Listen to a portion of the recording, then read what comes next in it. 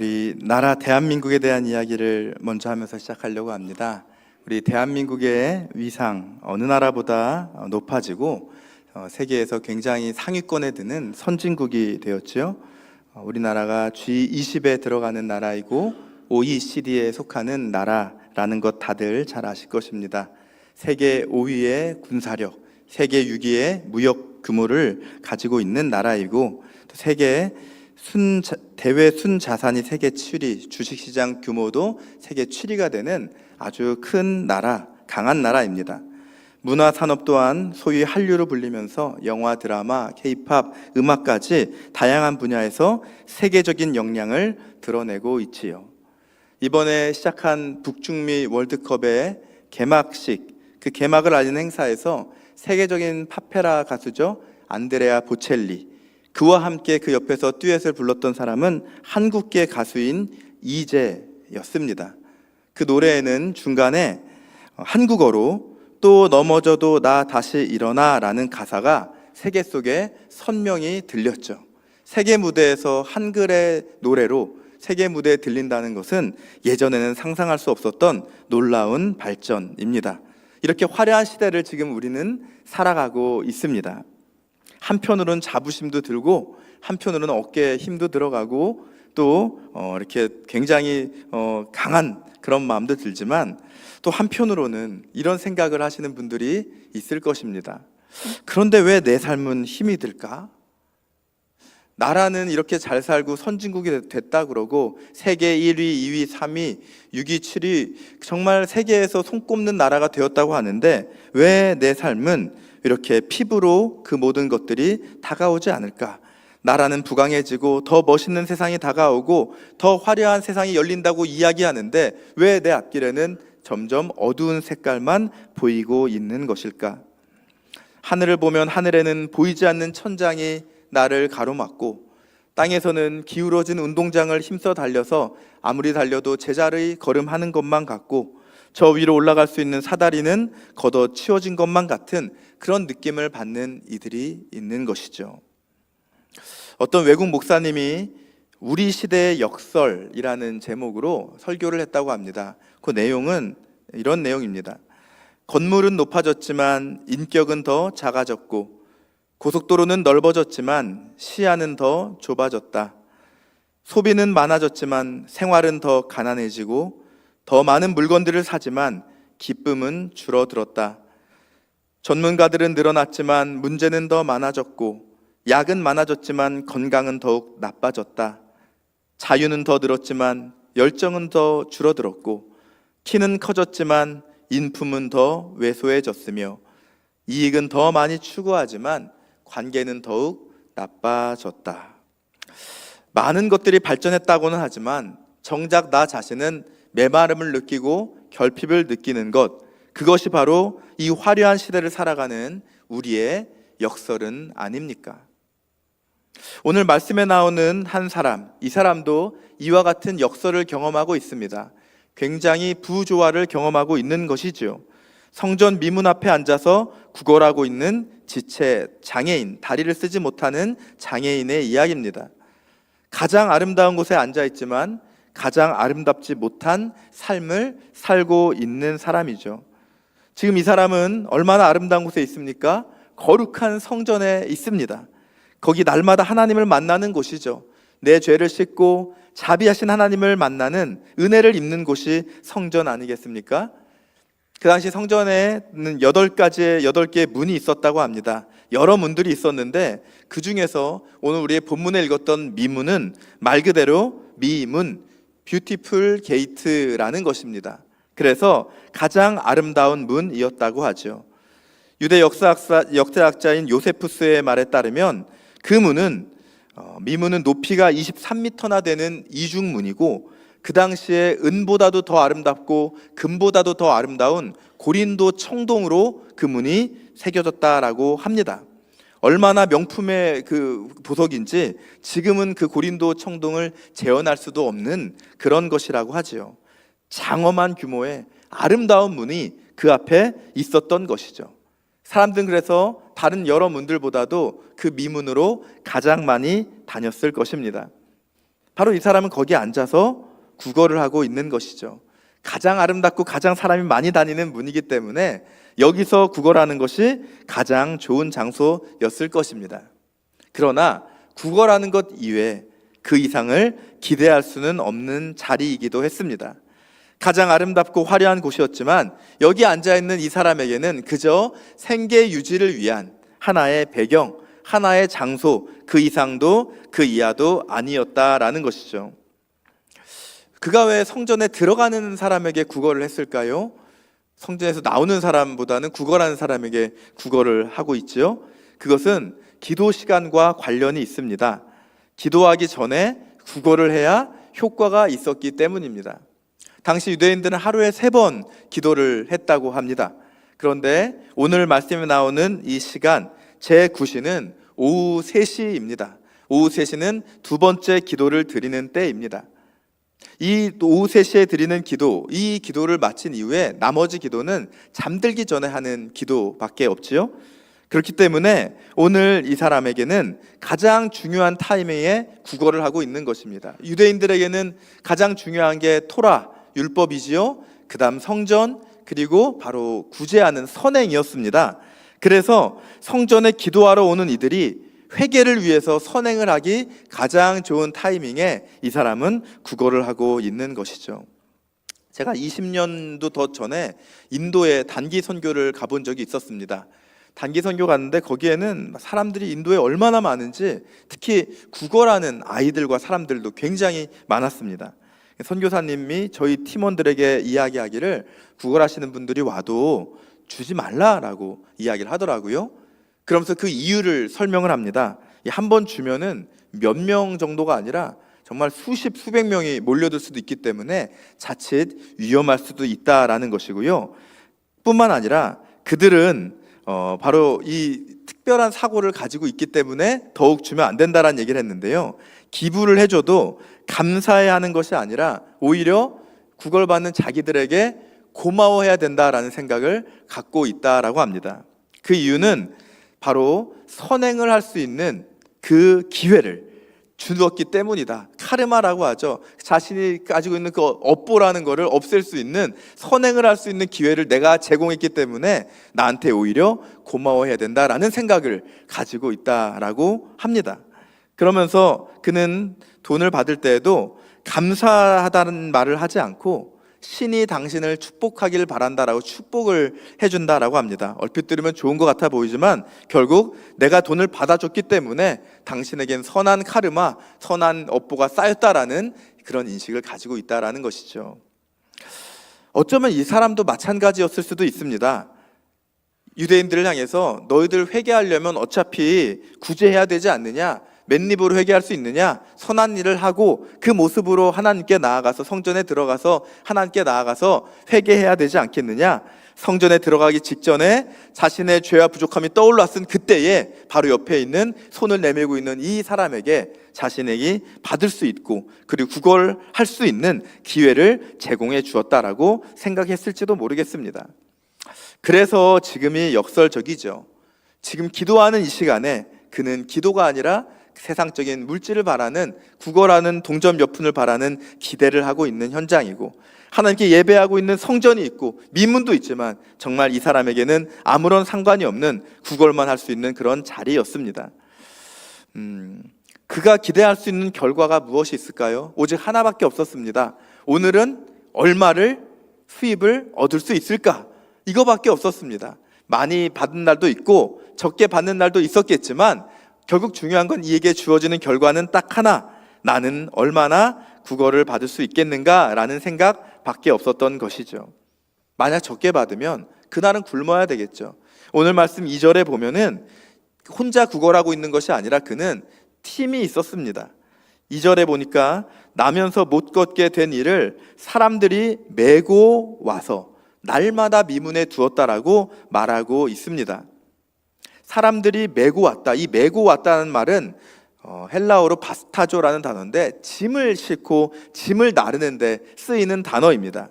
그러니까 마치 이 장애인이 사람으로서 인격적으로 데리고 챙겨서 왔다라기보다는 짐 나르듯이 들어매서 거기다가 턱 내려놨다라는 것이죠. 매일매일 날마다.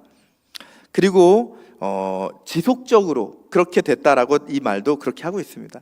그러니까 매일매일 이 사람은 끌려다니는 겁니다. 실려다니는 겁니다. 국어를 하는 자리로 실려다니는 것이죠. 지금 이 사람은 나이가 얼마나 되었을까요? 이 3장 말고 4장 가면 이 사람의 나이가 나오는데 사도행전 4장 21절에 보니까 그의 나이가 40여 세가 되었다라고 이야기하고 있습니다. 여러분 40여 세가 젊은 나이입니까? 결코 젊지가 않죠. 지금도 젊지가 않지만 그 당시 나이에는 기대 수명이 굉장히 낮았기 때문에 40세 하면은 한 인생이 거의 다 삶을 살았다. 남아있는 삶은 말 그대로 여생, 얼마 안 남은 여생이라고 불릴 나이만, 그 세월만 기다려야 되는 나이였다라는 것이죠. 그러니까 그는 이제 그 인생에 어떠한 것도 기대할 수 없고 어떠한 변화도 기대할 수 없는 그저 하루하루 마지막을 향해 살아가고 있는 사람이었다라는 것입니다. 그는 사람들에게 있어서 그저 수단일 뿐이었습니다. 인격적인 동정조차 기대하지 않았죠. 그가 있었던 아름답기 그지없던 성전은 그래서 오히려 역설적으로 그의 인생이 얼마나 비참한지를 보여주는 그런 요소였을 뿐입니다. 문 안쪽에서 들려오는 소리가 있었죠. 수많은 사람들이 모여서 예배하는 소리, 경배하는 소리가 들렸지만 문 입구에 앉아있는 그에게는 아무런 의미가 없었습니다. 모든 것이 다 저주받은 내 자신을 위한 것이 아니었다라는 것을 그는 깨닫고 있었죠. 저주받았다라는 표현을 썼는데 그 당시 유대 통념상 태어날 때부터 장애를 가지고 있는 사람은 분명히 부모가 죄가 있든지 그 사람이 죄인으로 태어났든지 라는 생각을 그 당시 사회에서는 하고 있었습니다. 태어날 때부터 지금까지 날 때부터 다리를 못 썼던 이 사람은 40년이 넘는 일평생 동안 나는 저주받은 인생, 나는 포기된 인생, 나는 아무것도 할 수 없는 소망 없는 인생이라고 살아왔던 것이죠. 그의 눈에 어떤 소망이 있었겠습니까? 그가 무엇을 보더라도 그저 멍하니 바라볼 뿐 어떤 삶의 의지도 어떤 삶의 목표도 가질 수 없는 사람이었습니다. 여기 있는 저와 여러분 대부분은 이 정도로 어려운 삶은 아닐 것입니다. 하지만 이 지체 장애인이 그랬던 것처럼 우리는 혹시 누군가에 의해 끌려다니는 삶을 살고 있는 것은 아닙니까? 때로는 회사의 바쁜 일정 때문에, 때로는 시간 때문에, 때로는 다른 사람들의 요청 때문에 우리도 끌려다니는 모습이 있을 수 있습니다.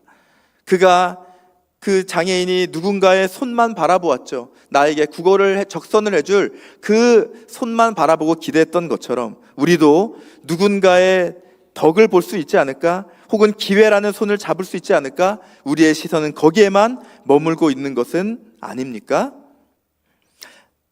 이렇게 아무런 변화도 없는 이 삶에 우리 오늘 말씀 보니까 그 어느 날이 특별한 그날이 되는 순간이 찾아옵니다. 3절 말씀이지요. 3절에 보니까 그가 베드로와 요한이 성전에 들어가려 함을 보고 구걸을 합니다. 여러분 40년을 구걸을 했다고 하면 이 사람이 돈이 있는지 없는지 정도는 한눈에 보면 투명인간처럼 꿰뚫어 볼 수 있을 것 같습니다. 베드로와 요한을 바라볼 때 구걸을 하고 손을 내민다는 것은 무엇이겠습니까? 기대하고 손 내민 게 아니죠. 그냥 기계적으로 보고 기계적으로 지나가는 사람에게 손을 내밀었다라는 것입니다. 그래서 여기 보면 성경 말씀이 이제 3절부터 보는 것에 대해서 의도적으로 다른 단어들을 쓰고 표현하고 있습니다. 이 3절에 있었던 베드로와 요한을 이 사람이 보았을 때 봤다라는 것은 그저 영어로는 see, 그냥 눈에 비치는 거, 그냥 보았다라고 말하고 있습니다. 그런데 그의 소리를 듣고 4절에 보니까 베드로와 요한이 그를 보는데 그를 주목하여 봅니다. 이 주목하다는 것 attention이죠. 아테니조라는 단어인데요. 정말 주목해서 그 사람을 베드로와 요한이 보게 됩니다. 그러면서 그에게 말하죠. 우리를 봐라. 그러니까 그 사람은 아마 베드로와 요한을 봤을 때에도 그 얼굴을 본 게 아니라 그냥 지나가는 몸을 보며 다리를 보며 구걸했을 것입니다. 우리를 봐라 라고 말하는데, 이 보는 단어도 우리를 제대로 봐라, 영어로 look이라고 하지 않습니까? look, 우리를 봐라 라고 말하고 있습니다. 그때 5절에 보니까 그 얘기를 듣고 이 사람이 이 베드로와 요한을 바라볼 때 무엇을 얻을까 하여 바라봅니다. 이 바라보는 단어는 정말 눈으로 아주 집중해서 보는, 응시하는 그런 단어가 쓰이게 됩니다. 처음에는 눈에 비쳤던 그 사람이 점점 주목하여 또 그 사람을 보고, 그 다음에 나아가서는 제대로 보고 집중해서 보게 되는 그런 모습으로 흘러가고 있죠. 무슨 일이 지금 일어나고 있는 것일까? 지금 저 사람은 왜 나를 보라고 그럴까? 지금까지 나에게 지나가는 사람들은 자신을 보라고 하는 사람이 한 명도 없었는데 그저 내민 손에 동전 한 입만 얹어주었을 뿐인데 왜 보라고 그러지? 이 생각을 하면서 그는 눈을 들어 베드로와 요한을 집중하여 바라봤을 때 놀라운 말, 이제까지 들어보지 못했던 놀라운 말을 듣게 됩니다. 이 말씀이 오늘 6절 말씀인데 한번 6절 말씀은 같이 읽어보겠습니다. 베드로가 이르되 은과 금은 내게 없거니와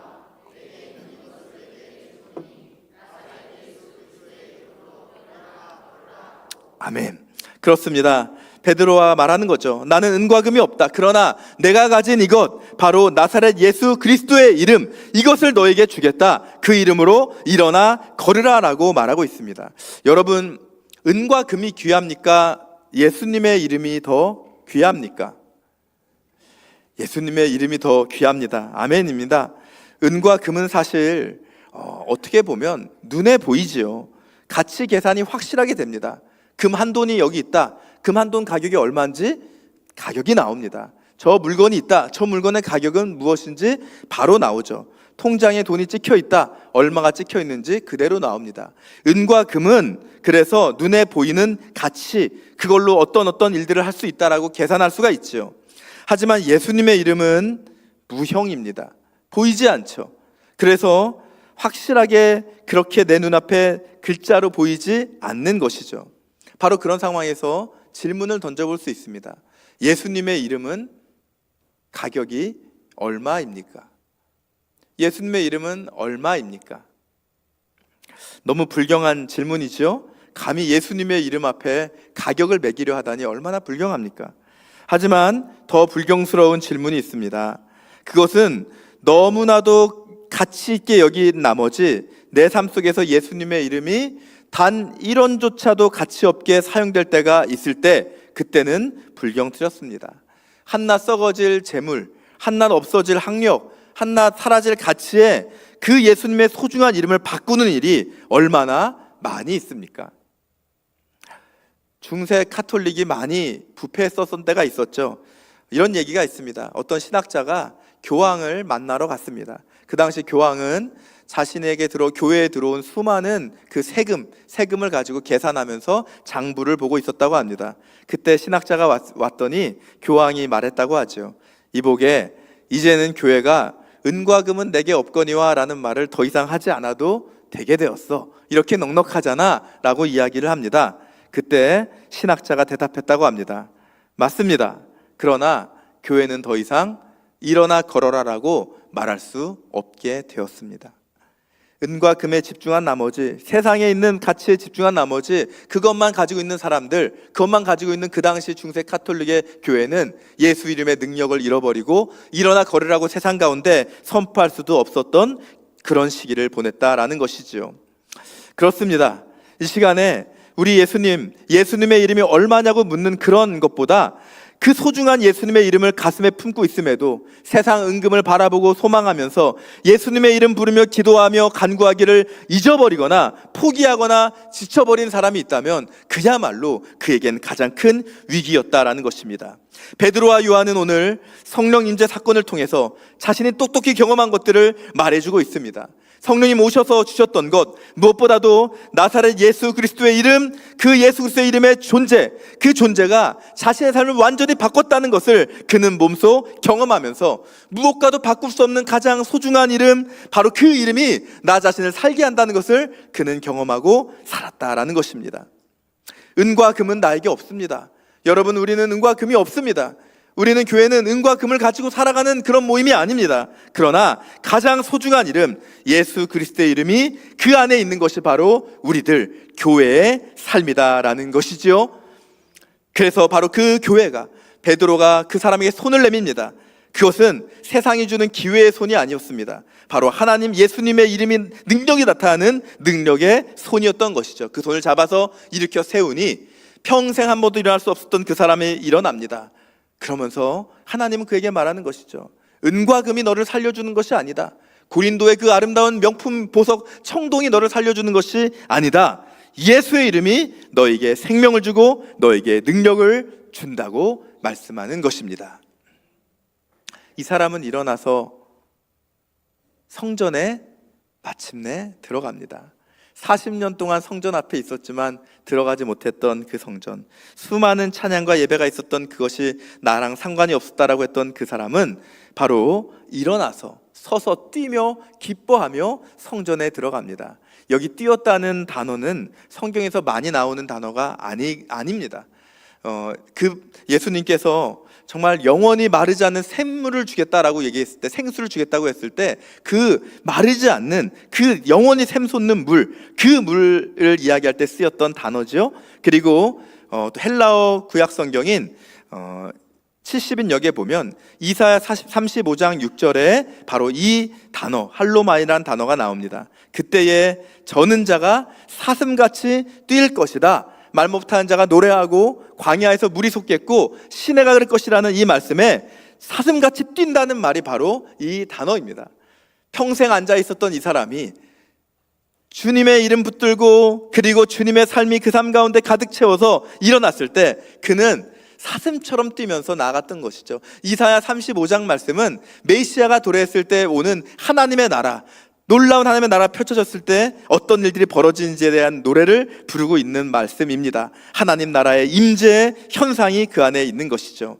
예수님의 이름이 그 사람에게 왔을 때 그는 구걸자에서 예배하는 사람으로, 끌려다니던 사람에게서, 실려다니던 사람에게서 스스로 성전에 들어가는 사람으로, 자포자기한 인생에서 새로운 소망을 가진 사람으로 변화되었던 것입니다.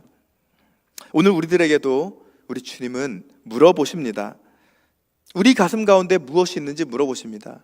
혹시 은과 금이 그 삶을 채우고 있는지, 은과 금이 내 삶의 전부라고 말하는 것은 아닌지, 아니면 지금 내 안에 예수 그리스도의 이름을 내가 붙들고 있는지. 옛날 CCC 총재였던 김준곤 목사님이 수련회에서 소위 말하는 유명한 백문일답을 하신 적이 있죠. 100가지 질문에 한 일답, 유일한 하나의 대답, 백문일답입니다. 그러면서 그는 수련회에서 이렇게 질문을 합니다. 홀로 완전한 구원을 이루신 분은 누구십니까? 대답은 예수 그리스도. 이 땅의 모든 통치자가 두려워해야 될 분은 누구십니까? 예수 그리스도. 한번 해볼까요? 나를 가장 잘 알고 계시는 분은 누구십니까? 예수 그리스도. 내가 있는 곳이 광야이든 푸른 초장이든 함께 하시는 분은 누구십니까? 예수 그리스도. 나의 모든 기도를 하나도 빠짐없이 들으시는 분은 누구십니까? 예수 그리스도. 나의 죽고 사는 이유가 되시는 분은 누구십니까? 절대 잊을 수 없는 내게 있는 가장 소중한 이름은 무엇입니까? 아멘. 지금 우리 안에 예수 그리스도의 이름이 있음을 믿으시기 바랍니다. 그 이름 붙잡고 세상 가운데 나아가 담대히 승리하는 저와 여러분 되시기를 소망합니다.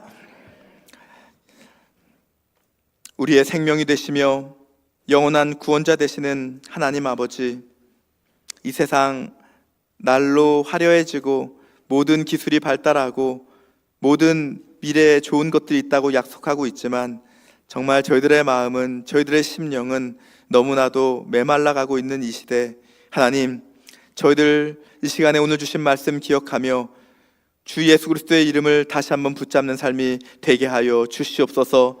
온 세상의 은과 금을 내 안에 붓는다 하더라도 만족할 수 없는 이 영혼에 오직 예수 그리스도의 이름이 세상이 줄 수 없는 만족으로 충만케 되는 역사를 경험하게 하여 주시옵소서. 온 우주의 주인 되시는 우리 하나님, 온 우주의 주관자 되시는 예수님의 그 이름이 내 안에 있음을 확실히 믿게 하시고 그 이름 붙잡고 낙심한 자에서 일어나게 하시며 지쳐버린 자리에서 새 힘을 얻게 하시며 놀라운 주님의 임재하심 가운데 세상 가운데 남대히 나아가서 주의 이름을 드높이는 하나님의 사람이 될 수 있도록 하나님 인도하여 주시옵소서.